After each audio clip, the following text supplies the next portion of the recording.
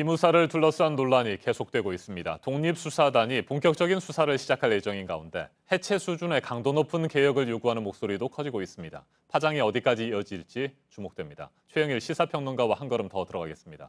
어서 오십시오. 안녕하세요. 네, 평론가님. 기무사의 정치 개입 논란이 또 불거졌습니다. 앞서 전해드린 것처럼 박근혜 전 대통령이 세월호 관련 대국민 담화를 발표할 때 눈물을 흘리지 않았습니까? 그렇습니다. 그런데 그 대국민 담화 뒤에 기무사가 있었다는 건 아닙니까? 네, 기무사의 기획이 문건으로 드러났죠. 네. 대통령에게 직접 감성적으로 접근해야 한다. 그리고 희생자의 이름을 열거하면서 인용을 하라. 이런 이제 이 기획을 한 것을 당시 박근혜 대통령이 직접 실행한 모습을 우리가 보았기 때문에 이것은 단순히 기무사에서 뭔가 제안을 했다기보다는 대통령의 이미지 메이킹에까지 직접 관여했다라고 볼 수 있습니다.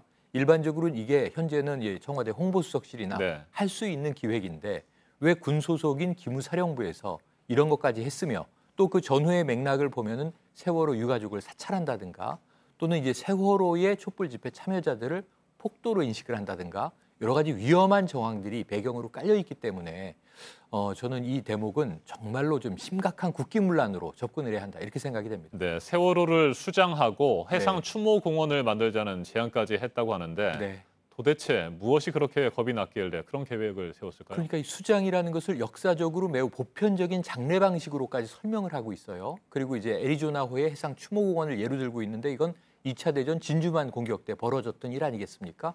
그러니까 사실은 세월호의 인양을 상당히 두려워하고 있었다는 거부 반응이 이제 담겨 있는 네. 대목인데 이 부분에 있어서는 정말 저도 궁금하고요. 국민적인 궁금증, 의혹이 더 커지는 대목이 아닐 수 없습니다. 네, 이 정도 되면 기무사령부가 아니라 정무사령부, 네. 정치사령부로 부르면 하지 맞습니다. 않겠습니까? 그러니까 제가 보기에는 정무사령부도 좀 오히려 톤 다운된 표현이고요. 선전선동 사령부 아하. 혹은 대국민 여론조작 사령부가 아니냐 이렇게 불러도 무방한 상황이어서 1년에 지금 이 기무사가 활동했던 정황들을 다 합쳐본다면 군 내의 안보, 정보 수집, 정보 분석 혹은 대공, 방첩 이런 업무보다는 국민들을 상대로 공작을 한 내용들이 더 많단 말이죠. 네네. 이런 부분에 있어서는 기무사의 역할이 무엇인가 다시 한번 본질적인 질문에 직면하지 않을 수 없게 된 상황으로 보여집니다. 네, 자 그런데 송영무 국방부 장관이 기무사가 위수령을 검토한 것은 잘못된 것이 아니다. 이 같은 발언을 했다는 보도가 나왔습니다. 네. 국방부는 즉각 부인을 했는데 어떤 내용입니까? 그래서 이제 진실공방으로 흘러가고 있는 거죠. 그러니까 이제 보도 내용에 따르면 송영무 국방장관이 법적인 검토를 외부에 지시를 했다. 왜냐하면 내부에는 법적 검토에 문제가 있습니다. 또 이 셀프 개혁의 이야기가 나올 수 있기 때문에 그것은 충분히 이해가 되는데 자, 이 위수령을 기무사가 검토할 수 있다. 이것은 문제가 없다. 다만 직권남용 여부에 대해서 법적으로 한번 해보라. 나의 의견은 그러하다. 이렇게 이제 이야기했다는 전원이 보도된 거거든요. 국방부는 일단 부인하고 있기 때문에 이러한 보도가 진실인지 아닌지부터 가려야 되고요. 이것은 이제 송 장관 본인이 밝히셔야 될 문제로 보였습니다. 하지만 그럼에도 불구하고 이러한 이야기를 했다면 이 기무사 위수령의 검토와 기획에 있어서 상당히 이제 현직 장관도 같은 인식을 하고 있었던 거 아니냐 하는 문제 제기를 받을 수 있기 때문에 이것은 문재인 정부 입장에서 상당히 큰 부담이 될 수 있는 대목이다. 이렇게 보여집니다. 네, 계엄령 검토 문건이 작성된 사실을 국방부가 파악한 시기가 지난 3월. 그리고 4개월가량 이것을 제대로 보고도 하지 않고 청와대 깔아뭉갰다. 뭐 이런 비판들이 나오고 있습니다만 청와대가 도대체 그렇다면 언제쯤 이 문건에 대해서 보고를 받았는지 이 부분도 명확하게 밝혀져야 되는데 좀 모호한 부분이 있는 것 같아요. 모호합니다. 그러니까 야당에서는 이것을 정치적으로 활용하기 위해서 뭐 시기 조율을 하고 있었던 것 아니냐 이런 의혹도 제기하고 있고요. 그리고 이제 송 장관은 왜 3월에 즉시 청와대 보고를 하지 않았을까?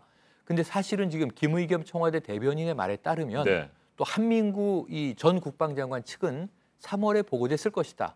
민정수석실은 적어도 알았을 것이다. 이런 이제 추정들을 이야기하고 있거든요. 그리고 김의겸 대변인의 말도 약간 미묘한 대목이 있습니다. 그렇죠. 그러니까 이게 시기를 특정할 수 없다. 해외 순방 중에 대통령이 뒤늦게 최근에 보고받은 것은 아니다. 그러니까 사전에 보고받았다는 건 인정을 한 셈이에요. 하지만 그 시기를 특정하기는 어렵다. 칼로 두부를 자르듯이 딱 이 시점을 얘기하기는 어렵고 회색지대가 존재한다. 이런 얘기를 합니다.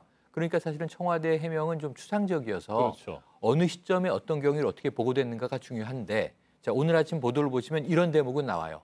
3월에 이 송영무 장관이 보고를 했다 하더라도 청와대에 문제는 이 전문을 보고한 것이 아니라 지금 우리가 최근에 보도돼서 충격을 받은 서울 도심에 탱크 200대, 장갑차 550대, 특전사 요원 1,400명, 총병력, 무장 병력이 4,000명 이상 배치되는 수치적인 내용들을 좀 빼고 그리고 이제 개괄적인 내용만 보고한 것 아니냐, 누락보고를 했다 이런 얘기들이 나오고 있습니다.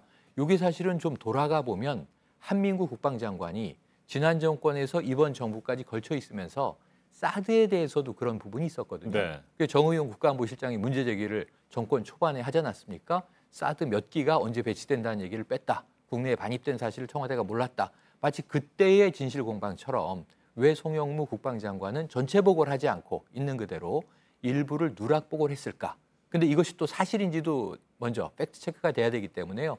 조금은 진실공방이 더 이어질 것으로 보여지고 청와대가 시점을 명확하게 밝혀주는 게 제일 좋을 것으로 보여집니다. 네, 군 독립수사단은 다음 주부터 본격적으로 수사에 그렇습니다. 나설 예정인데 어떤 부분이 최대 쟁점이 될까요? 지금 숙제가 좀 있습니다. 지금 이제 이 전익수 공군 대령이죠. 네. 법무실장.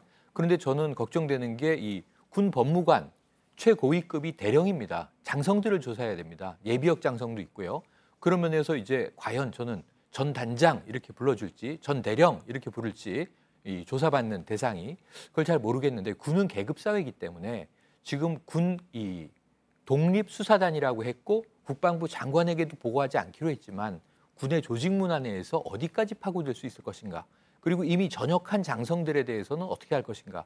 그래서 지금 검찰은 따로 고발이 들어온 것에 대해서 수사에 돌입하기로 했는데 결국은 최종적으로는 통합을 해서 민군 합동수사단이어야 이것이 종합적으로 접근할 수 있을 것이다 이렇게 보여줘서 일부 조직적인 과제가 좀 있고요. 네. 그리고 무엇보다도 이제 30여 명의 인원을 먼저 꾸리는 준비 작업을 하고 있고 자료 검토를 이번 주말에 하게 될 텐데 어디까지 수사할 것인가의 범위와 대상, 이 부분을 이제 이 수사단 자체가 특정하는 데는 문제가 있을 겁니다. 그리고 이 국민적인 여론은 이번에 제대로 개혁을 해달라고 힘을 실어줄 수 있겠습니다만 청와대의 의지도 있고요. 국방부 장관의 의지도 있는데 송영무 장관의 태도가 묘합니다. 기무사령부의 폐지론, 강경론인 것 같기도 하면서 또 어떤 측면에서는 좀 덮고 넘어가려고 했던 의혹도 있기 때문에 송 장관의 거취와 입장이 먼저 명확해져야 할 것 같습니다. 네, 한 가지만 질문을 더 드리겠습니다. 짧게 답변을 해주시면 될 것 같고요. 말씀하신 대로 기무사를 해체 수준까지 개혁해야 한다는 목소리들이 높아지고 있는데 이번 개혁에 성공하기 위해서는 가장 중요한 부분이 뭐라고 보십니까? 지금 기무사의 장군이 9명입니다. 장성이 9명이 있는 사령부가 없습니다. 지금 이 본부급으로 격하할 것인가, 완전 폐지할 것인가, 지금 절충안으로 50% 감축할 것인가, 지금 최근에는 이 민간위원들은 30% 감축안까지는 권고하고 있는데 제가 보기에는 폐지 수준 혹은 재탄생 수준으로 검토하지 않으면 기무사의 잔재는 계속 남지 않겠는가, 국민적인 우려도 꼭 반영해 주시기를 당부드립니다. 알겠습니다. 최영일 평론가님, 오늘 말씀 잘 들었습니다. 고맙습니다.